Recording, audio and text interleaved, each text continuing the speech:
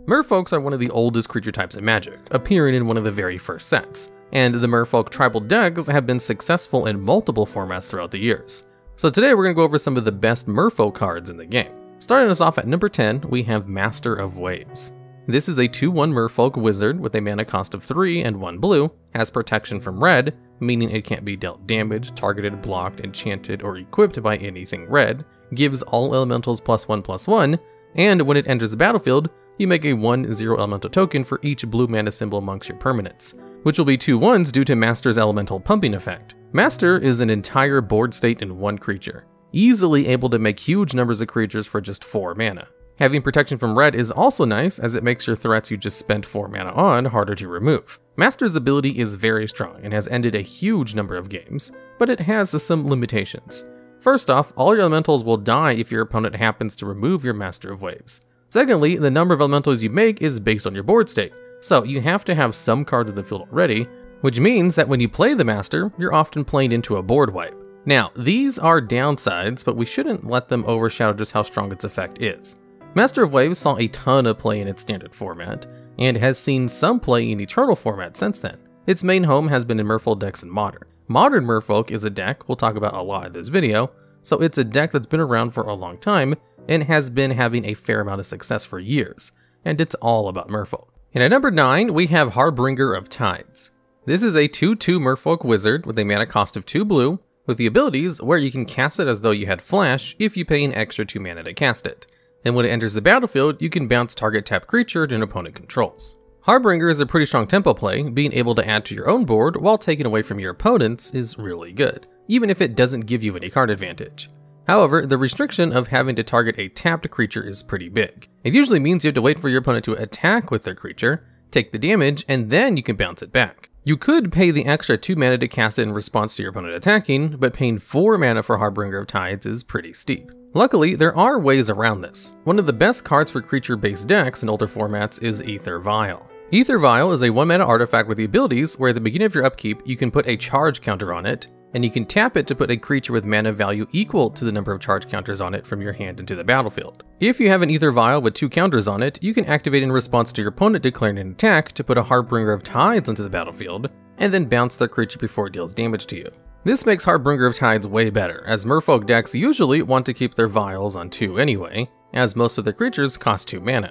Now, Harbinger is good in Merfolk, but it isn't anywhere near good enough to see play in any other decks, as 2 mana for a 2/2 isn't the best rate, and not every deck wants to play Aether Vial. And having to wait until your own turn to play Harbinger is bad enough that nothing is really interested in playing the card. And at number 8, we have Silvergill Adept. This is a 2/1 Merfolk wizard with a mana cost of 1 and 1 blue, and it has the abilities where, as an additional cost to cast it, you have to reveal a Merfolk card from your hand, or pay 3, and when it enters the battlefield, you draw a card. A 2/1 for 2 mana that draws you a card is a pretty above rate. Similar cards like Elvish Visionary have only 1 power, and Elvish Visionary is a pretty good card that sees play in elf decks.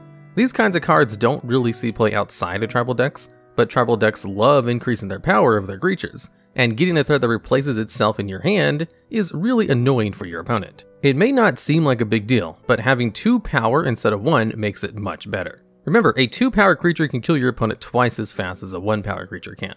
The restriction on Silvergill Adept isn't great, but Merfolk decks can get around it pretty easily. You basically never have to pay the mana, and reveal the Merfolk card from your hand isn't a huge deal, because all the Merfolks do mostly the same thing anyway. It's worth noting that because it's an additional cost to cast, if you put it into play off of Aether Vial, you simply don't have to pay the mana cost to reveal the card, as you aren't casting it. Silvergill is ultimately a bit player in the deck, but it's a card that Merfolk decks are happy to play. And at number 7, we have Svyelun of Sea and Sky. This is a legendary 3/4 Merfolk god with a mana cost of 1 and 2 blue. It has the abilities where it has indestructible, meaning it can't be destroyed by battle or destroy effects. As long as you have 2 or more other Merfolks, whenever it attacks, you can draw a card, and other Merfolk you control have Ward 1, meaning whenever they become targeted of a spell or an ability an opponent controls, you counter it unless they pay 1. Svyelun was a card designed to make Merfolk decks better, so it makes sense that her abilities are all based around having Merfolk. As long as you have a few Merfolk in play, it's very hard to remove Svyelun. Indestructible makes it immune to most forms of removal, with just a few notable exceptions. Additionally, Svyelun having 4 toughness means that she's always immune to Lightning Bolt, one of the best removal spells in Modern. This card can also really easily snowball a game at advantage, as her ability to draw cards each time she attacks means that she pulls you further and further ahead each time she's in play. Additionally, all you have to do to get the card draw is declare her as an attacker, unlike most other cards at this mana cost that need to deal damage. The biggest problem with Svyelun is that all of her power is tied to working with other merfolk. Merfolk are a decently strong tribe, but they've never been one of the best decks in Modern. As a result, Svyelun is held back by being so tied to one specific deck that's not quite strong enough to make big waves in the format. And at number 6, we have Merfolk Trickster. This is a 2/2 Merfolk wizard with a mana cost of 2 blue, has flash, meaning you can cast it as an instant speed, and when it enters the battlefield you can tap a creature your opponent controls, and that creature loses all abilities. Trickster is a really versatile card that's kind of just always good, and sometimes is really, really good. Usually, Trickster comes down and taps down a creature before your opponent's combat phase, meaning that creature can't attack that turn, and can't block during your next turn. This is fine, but if that's all Trickster did, it probably wouldn't see much play. It's the edge cases that make Trickster good. For example, maybe your opponent has Plague Engineer in play and they choose Merfolk. Plague Engineer will give all your Merfolks -1/-1, but if you use Trickster on it, the ability turns off and all your creatures will return to their original size. You can use this opportunity to try and push for lethal, or at least push through a lot of damage so you can try to win your next turn. Or maybe your opponent has an Eidolon of the Great Revel on the board, which will deal 2 damage to you each time you cast a spell with a mana value of 3 or less. You can use Trickster, optimally using something like Ether Vial so you don't trigger its ability, and then you can cast all the rest of the spells in your hand without taking any damage. It's worth mentioning that Trickster works really well with Harbinger of Tides, as you can use Trickster to tap a creature so your Harbinger can bounce it later. Merfolk Trickster is the kind of card that you can get really creative with, finding lots of ways to use its ability to get the most advantage possible. And at number 5, we have Lord of Atlantis. This is a 2/2 Merfolk with a mana cost of 2 blue, and the ability where other Merfolk get +1/+1 and have Island Walk, meaning they can't be blocked if your opponent controls an island. We should really quickly mention Master of the Pearl Trident, a nearly identical card that always sees play alongside Lord of Atlantis in Merfolk decks. These two cards are the bread and butter Merfolk decks. Tribal decks are almost always aggro decks, and Merfolk is no exception. Increasing the power of your creatures really helps to end the game as quickly as possible. What's more, Lord of Atlantis' ability to give your Merfolk's Island Walk has done a lot more work than you might first assume. Thanks to cards like Speeding Seas and Tideshaper, cards that let you turn your opponent's lands into islands, Lord of Atlantis can easily make it impossible for your opponent to block all of your Merfolk. The combined ability to put out more damage and make your creatures evasive is why Lord of Atlantis and Master of the Pearl Trident have been the backbone of Merfolk decks for the longest time, and easily the most important card in Merfolk tribal decks. And at number 4, we have Hullbreacher. This is a 3/2 Merfolk pirate with a mana cost of 2 and 1 blue. Has flash and has the ability where if an opponent would draw a card other than the card they draw for turn, instead you get a treasure token, an artifact token that you can tap and sacrifice to add 1 mana of any color. Hullbreacher's ability is a complete house. One of the most important cards in the Legacy metagame is Brainstorm, an instant for 1 blue mana that allows you to draw 3 cards, then put 2 cards from your hand back on top of your library. Now, if your opponent tries to cast Brainstorm and you respond with Hullbreacher, instead of getting to draw 3 cards, you'll create 3 treasures. And then your opponent will still have to put the 2 cards back on top of their library. This means that your opponent will go -2 and will probably have just lost the game.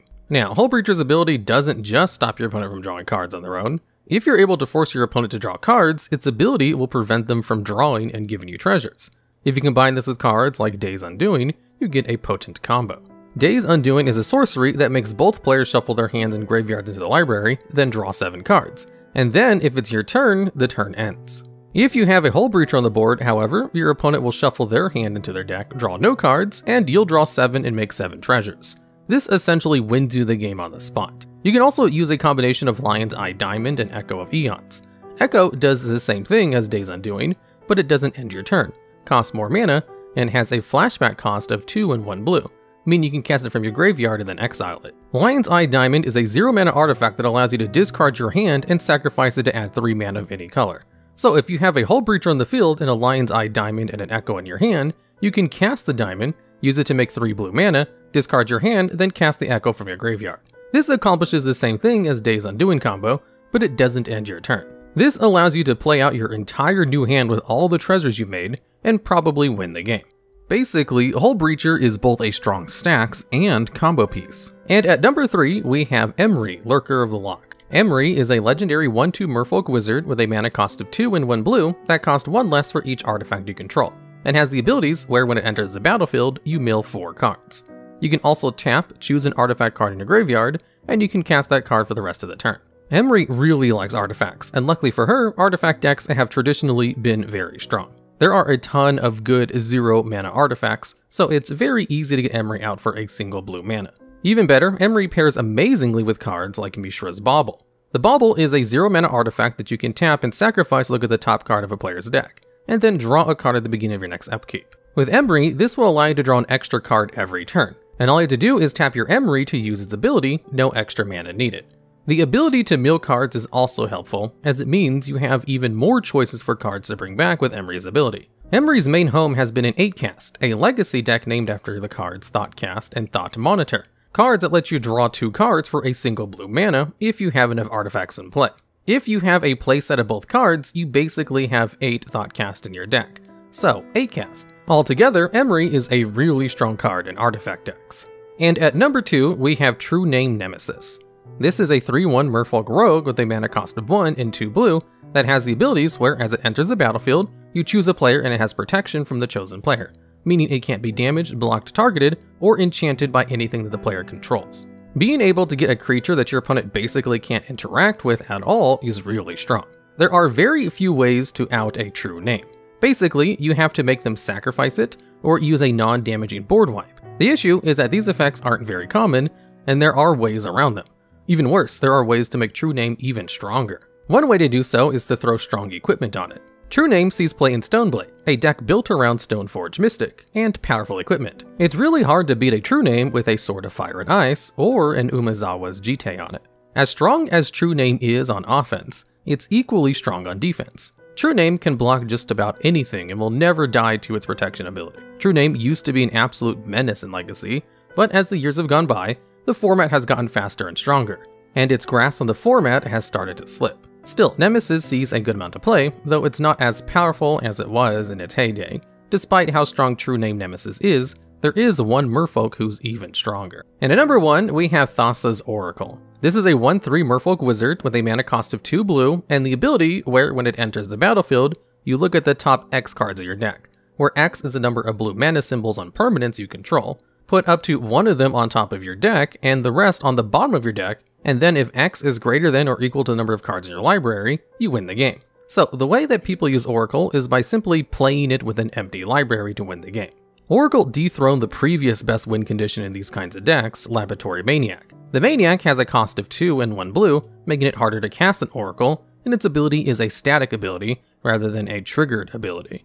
The reason this matters is that with Maniac, you need to actually draw a card from your empty deck to win the game, so your opponent can simply remove it in response to kill you. Whereas with Oracle, as soon as it enters the battlefield, its trigger is already on the stack. Thassa's Oracle has seen play in a plethora of decks as a win condition, but the most high-profile one was probably in Pioneer with Inverter of Truth. This is a 6/6 Eldrazi with a mana cost of 2 and 2 black, with flying and the ability where when it enters the battlefield, you exile your library and shuffle your graveyard into your deck. Inverter would simply play a control game and then exile their graveyard with a delve spell like Dig Through Time, which lets you exile cards from your graveyard to pay its mana cost, then cast Inverter to get rid of their library, and simply win the game with Thassa's Oracle. This deck was so powerful that Inverter of Truth had to get banned from the format to stop it from being the best deck by far. This is the biggest impact that Oracle has had on the format, and no other Merfolk has ever warped a format around it like Oracle has. Combine that with the play it sees in older formats like Modern and Legacy, and you have the best Merfolk in the entire game.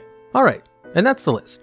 Are there any other great Merfolks that you think we may have missed, or have ideas for future videos just like this one? If so, go ahead and leave it down in the comment below.